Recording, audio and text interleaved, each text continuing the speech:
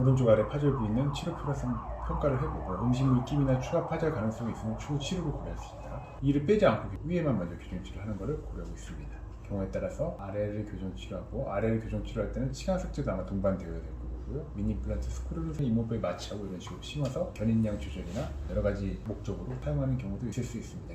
치간 삭제는 따주고 좀 해주고 이렇게 하는 거고요. 앞니 쪽 공간 폐쇄를 주 치료 목적으로 할 거고요. 좀 깊게 물리는데 그걸 개선하기 위한 특수 장치가 앞니 쪽이 끝까지 물리지 않도록 이렇게 올려놓는 겁니다. 당연히 씹는 게 얘가 먼저 걸려서 어금니는 좀 뜨게 되고요. 그 어금니가 뜨는 동안 배열을 하거나 어금니들이 서서히 올라오면서 뜨게 되거든요. 이렇게 만들어 놓은 걸 이 특수 장치를 제거해도 이게 유지되는 장치입니다. 깊게 물리는 경향의 개선에 의해서 아랫니를 좀 집어넣고 깊게 물림의 개선 정도에 따라서 하악 공간 폐쇄 전략을 다 닫는 걸 할 수도 있고, 그러니까 송곳니 뒤쪽으로 공간을 남기는 거 이렇게 할 수도 있고, 당연히 다 닫는 게 돌출 개선에도 좀 더 유리할 거고요. 아래 앞니를 얼마나 잘 집어넣는가, 아파 성적에 따라서 미비한 경우 하악 정체의 입체 가능성이 올라가고, 치료 후 재발 경향을 고려해서 앞니 사이 관계에 따라서 송곳니 뒷 공간을 그냥 남겨두는 걸, 공간을 어딘가 남겨두는 게 생리적인 경계선, 바운더리 안에서 치료를 마치는 걸 수 있거든요. 아랫니의 관계를 고려하지 않고 억지로 조여놓으면은 치는 힘들이 없어지지 않는 이상 다시 벌어질 가능성이 높아지거든요. 어딘가 송곳니 뒤쪽으로 공간을 남겨놓고 마무리하는 것도 고려해 볼 수 있습니다. 하지만 가능한 폐쇄에서 약간의 돌출 개선을 좀 하는 것을 제1의 치료 목표로 하고 있고요. 돌출 개선을 치료 목표에 포함하고자 하는 경우 역시 하악 장치 부착이 유리할 수 있습니다. 하악의 공간이 상악보다 적어서 추가적인 치간 삭제 필요.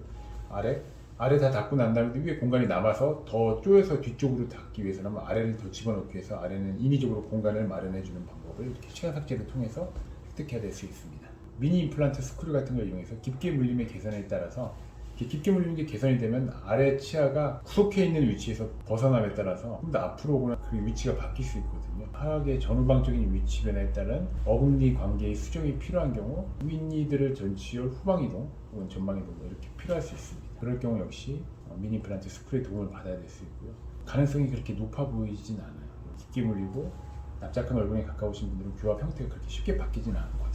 혀가 미는 습관이 있다. 그거에 따라서 치료 기간과 결과 완성도가 의존됩니다. 이 혀가 미는 습관이 있는지 없는지는 사진을 찍어볼 때 어느 정도 파악이 가능한데, 제가 사진을 찍었을 때는 아래 치아면 찍을 때 혀가 들리는 정도가 양호한 편이셔서 미는 습관이 아주 강하지는 않은 걸로 판단이 됩니다.